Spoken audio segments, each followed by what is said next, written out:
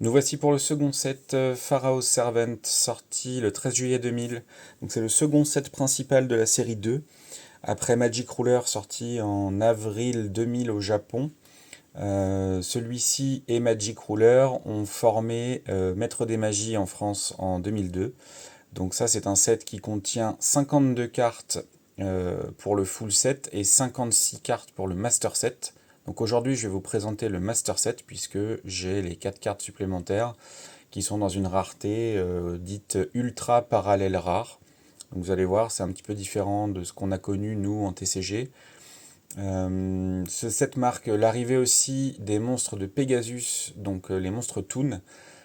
Et donc on est composé de 52 cartes, dont une secrète rare, 3 ultras, 4 super, 6 rares et 38 communes pour le full set, et les 4 ultra parallèles rares supplémentaires pour arriver à 56 cartes au total.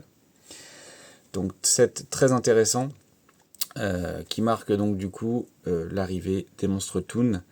Donc voici le premier en secrète rare, c'est la seule secrète rare du set. Donc on est sur quelque chose de très connu, hein, Dragon Toon aux yeux bleus, monstre de Pegasus qu'il a volé à Kaiba dans l'animé, et qu'il a envoyé avec le monde des Toons en transformation, donc dans son ancien layout. Très très belle carte. Alors la mienne n'est pas en super état, euh, mais bon, elle fait partie de la collection malgré tout. Ensuite, nous voilà avec la première ultra parallèle rare. Donc vous voyez, elle est en ultra, on est sur un titre en doré cuivre, contrairement à la secrète qui est en couleur secrète, hein, en argenté brillant. Donc ultra parallèle, voilà un peu l'effet que ça fait. Donc on est sur quelque chose où on a un espèce de film plastique holographique sur toute la carte, ce qui donne ce reflet. J'essaye avec ma lumière parce que c'est pas évident de voir des fois les différences. Donc l'espèce de film holographique. Donc celle-ci fait partie des 4 ultra parallèles du set, qui porte aussi du coup le numéro PS00 pour la première. Voilà, elle était déclinée en 2 raretés différentes. C'est le deuxième set, du coup Magic Ruler, le tout premier sorti en avril, avait aussi des ultra parallèles rares. Je ne vous l'ai pas encore présenté parce qu'il m'en manque, notamment des ultra parallèles rares. Et voilà, donc très très belle carte. Je la préfère en secrète malgré tout, mais celle-ci est en meilleur état. Ensuite, on passe à Octoberser. Donc toutes les cartes que je vais vous montrer là, les 52 cartes font partie de MDM chez nous. En partie. Octoberser. Ici, on est sur le Kappa Psychique. Donc on a bien connu aussi... on n'est pas sur des cartes qui sont très puissantes, hein. Octoberser, un sacrifice, 1600, 1400... Ouais. C'est quand même pas terrible. Le Kappa Psychique. Ensuite, on a la corne de l'unicorne ici en super rare. Donc l'image brille, le titre ne brille pas. En PS03. Je remercie mon contact au Japon qui me déniche des superbes cartes. PS04, le mur du labyrinthe, carte emblématique aussi, des frères Paradox dans l'animé. 3000 de défense, un sacrifice. C'était compliqué à passer ça. Hop, on continue avec l'ombre du mur, associé au mur du labyrinthe. Voilà, pareil, les frères Paradox, avec le gardien de la porte à la fin. Alors le gardien de la porte fait pas partie de ce set, mais on est quand même sur l'île des duellistes, Monstre Toon, mur du labyrinthe. Hop.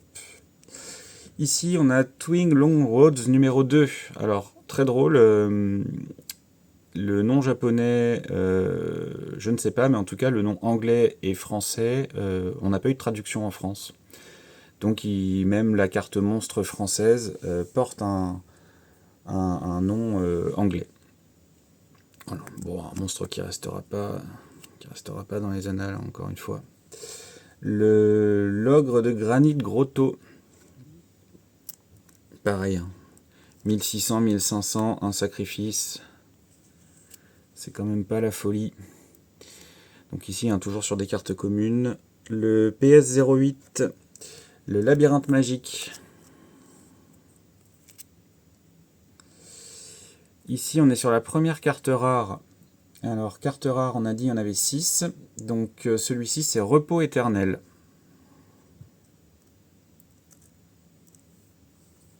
Deuxième carte rare, le mégamorphe. Carte très très connue. Très belle aussi. En PS10. Carte rare du coup. Le titre brille, mais pas l'image. La danse inaugurale, qui est le rituel pour invoquer performance de l'épée, qu'on va voir après. Alors oui, je vous l'ai pas dit, mais dans ce set, on a donc effectivement des monstres toon. On a pas mal de monstres rituels aussi, qu'on avait déjà dans Magic Ruler avec le renoncé. Je vous présenterai quand j'aurai le renoncé, justement. La recette de hamburger pour invoquer le burger affamé. Donc pareil, le rituel. Ensuite, on a la maison du ruban adhésif. Ça fait un petit peu penser à Hansel et Gretel. Moi, ça me rappelle mon enfance avec Maître des Magies, qui est un de mes sets préférés. Hop, en PS13. Ensuite, nous avons Mange Gaboun. Mange Gaboun. J'ai jamais compris son nom à lui. Mais ouais, bon, carte piège. Carte piège. J'aime beaucoup l'artwork. Très sympathique. Ensuite, en PS15, le rituel pour invoquer la tortue, le crabe tortue. Donc, c'est le serment de la tortue. Hop là, avec les sleeves, on va éviter de trop accrocher. Et voilà les premiers rituels. Donc ici, nous avons performance de l'épée, qui s'invoque avec la danse inaugurale. On commence à être sur des monstres sympas. Hein. Bon, 1950, ça vaut pas les dragons, mais dragons blancs, etc. Mais c'est déjà pas mal. Toujours en commune. Le burger affamé, idem, en commune.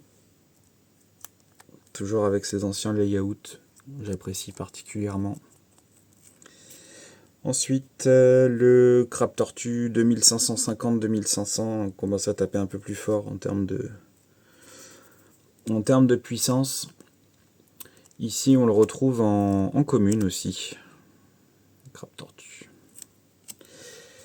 Et là, on va attaquer les monstres de Pegasus. En grande partie, les monstres de Pegasus. Donc ici, en PS19, le Ryuran. Donc le Ryuran de base. Hein. Et juste derrière, le Manga Ryuran en PS19 et PS20. Donc c'est typiquement ce qu'on a retrouvé nous chez MDM, et surtout les monstres se suivent, c'est-à-dire que dans le set MDM en France, donc dans Maître des Magies sorti en 2002 en France, la chronologie des monstres, leurs numéros, etc., suit vraiment ce set Pharaoh's Servant, donc PS. Ce qui est assez drôle, ils n'ont pas modifié la chronologie du set. Ils ont vraiment récupéré ce qui était sorti au Japon en 2000 et puis ils les ont sortis en version française. Et nous, du coup, c'était des versions avec série 3, donc avec les layouts qu'on a bien connus après. Une super rare, la Sirène Toon. Très belle carte aussi, la Sirène Toon. Une super rare. L'image brille. Le titre ne brille pas. Et voilà. Alors ici, on a le Crâne Invoqué Toon. Pareil, carte de Pegasus. Crâne Invoqué Toon. C'est une de mes cartes préférées, donc ici en ultra rare. Et on a juste derrière sa version en ultra parallèle. Donc, alors, ce que je trouve bizarre, c'est que certaines ultra parallèles brillent énormément, d'autres beaucoup moins. Et alors il y a deux solutions, soit elles ont pris le soleil, parce que là on est sur des cartes qui ont 26 ans quand même, faut pas l'oublier. Donc soit elles ont pris le soleil, soit le procédé de fabrication et les films utilisés à l'époque dans les usines au Japon n'étaient pas les mêmes en fonction des années ou des batchs. Voilà, en tout cas, cette version-là du crâne invoqué Toon brille énormément, je trouve. Voilà, donc en ultra parallèle avec les striures dans tous les sens, la brillance sur toute la carte. Elle est magnifique. Hop, je vous la montre un peu plus parce qu'elle est vraiment jolie.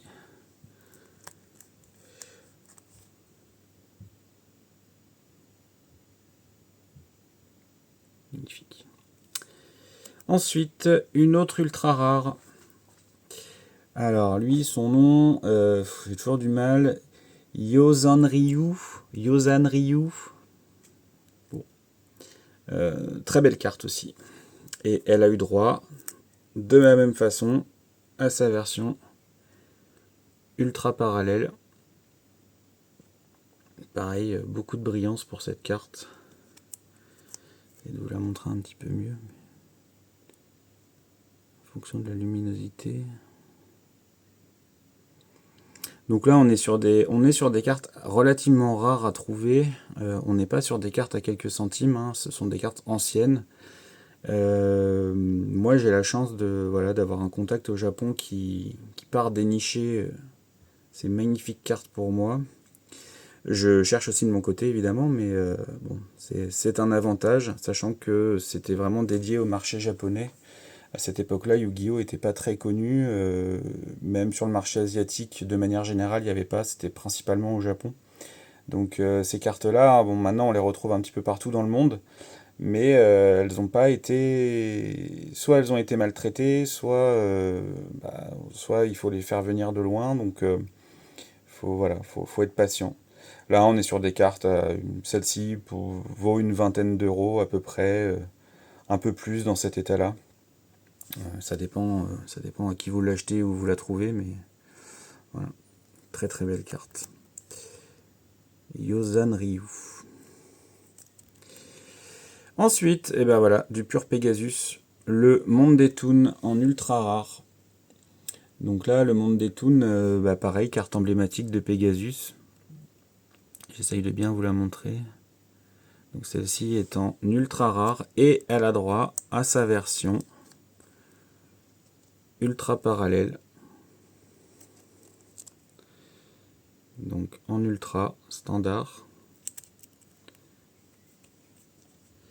Et sa version ultra parallèle. Alors est-ce que je vais arriver à vous montrer parce que c'est un peu délicat de voir.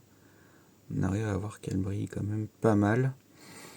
Bon, elle est très très belle. Moi j'aime beaucoup cette carte. L'artwork est magnifique. Je pense que, à mon sens, ça fait partie des plus belles cartes de ce set en termes d'artwork, avec le dragon tout nos yeux bleus, évidemment. Mais voilà, en ultra parallèle rare. Donc idem, hein, les ultra parallèles rares sont les raretés entre guillemets ultimes. Il n'y avait pas encore d'ultimate à cette époque-là. C'était la rareté ultime à dénicher. Et dans ce set-là, il y avait 4 cartes. Donc voilà. Très très belle. Je passe un petit peu plus de temps sur ces cartes-là parce qu'elles sont magnifiques. Hop. La Cyberjar, carte très recherchée à l'époque, qui permettait de reset complètement le jeu, en envoyant tout son deck au cimetière et en repiochant des cartes. La mienne n'est pas en très bon état, elles ont été beaucoup jouées ces cartes, donc c'est voilà, compliqué de trouver des cartes vraiment jouées et jouables à l'époque en super bêta. C'était vraiment le jeu à jouer hein, par excellence, donc les cartes se retrouvaient dans les cours de récréation, dans les magasins. Ensuite, nous avons Le Chasseur de la Lumière en rare. Donc, le titre brille, l'image ne brille pas. On sort de la sleeve. Chasseur de la Lumière. Le rat géant en rare, en commune. Et nous l'avons eu en rare dans le TCG. Ah, carte intéressante, le Senju aux 1000 mains, qui n'a pas le même artwork chez nous. Bon, des questions de censure, religion, etc. Très certainement, ça devait faire penser aux bouddhistes. Donc, ça, c'est l'artwork japonais du Senju aux 1000 mains. Nous, c'est légèrement différent, donc je vais vous l'afficher sur l'écran. Voilà, mais fait intéressant. Moi, je trouve cet artwork magnifique. Le nôtre est pas mal aussi, hein, mais bon, l'artwork original, non censuré, est vraiment très très beau. Et ici, en version super rare.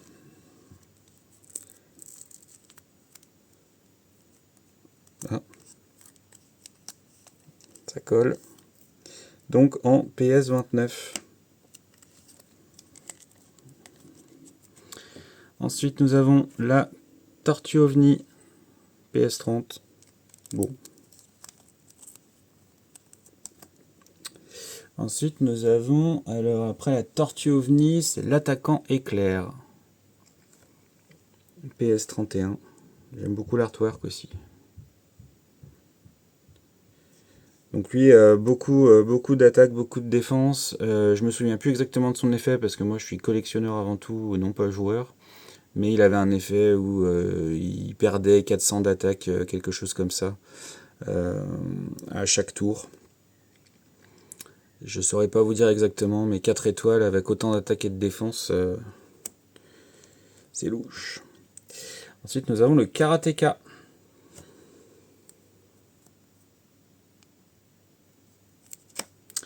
Le Zèbre des Ténèbres. Le Germe Géant en version rare, que nous avons eu aussi en version rare chez nous. Donc, le titre qui brille.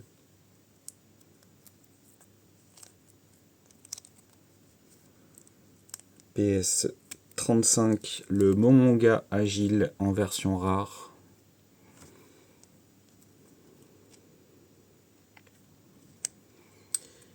Ici, nous avons le Familier des Ténèbres en commune. L'Ange Lumineux.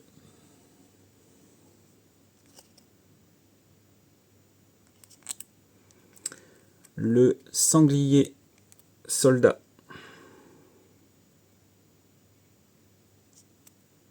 La Mère Grizzly. C'était un banger absolu. Elle se faisait détruire au combat. On pouvait aller chercher un monstre de type eau dans son deck et l'ajouter à la main. Le Kamakiri volant numéro 1 en PS40. La Cloche de Cérémonie 41. L'Oiseau Supersonique qui permettait d'aller récupérer des cartes magie rituelle.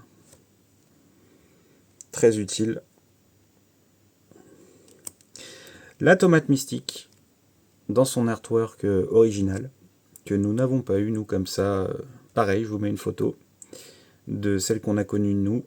Personnellement, je préfère celle-ci. Alors, certes, on dirait une citrouille, mais elle fait bien plus peur que la nôtre. Donc, Tomate Mystique avec l'artwork japonais. En PS44, nous avons le Kotodama.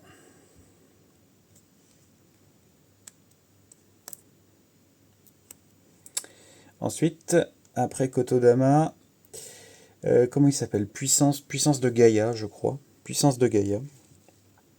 Qui n'a, je crois, rien à voir avec Gaïa, le chevalier implacable. Bon, c'est un arbre. Ensuite, nous avons Yumi Ruka. Carte magie de terrain. Terrain pour les monstres hauts.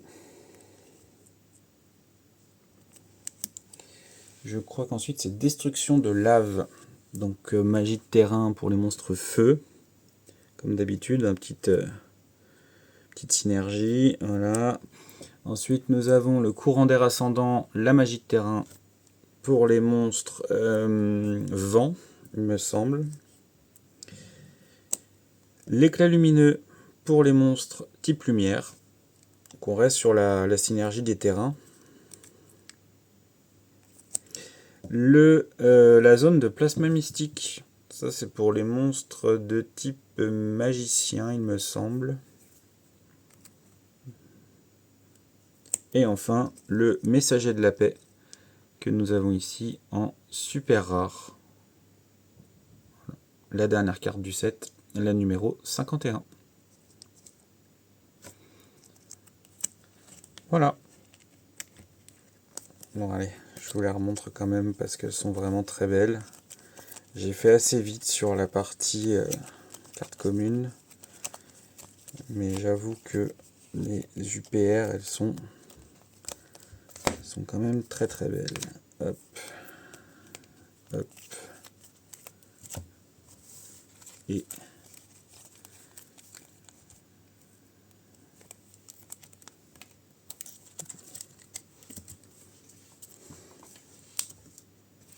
regardez-moi ça.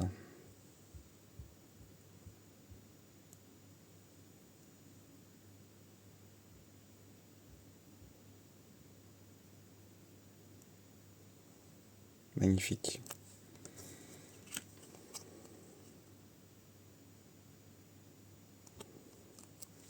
Donc voilà, le Master Set de Serviteur du Pharaon japonais.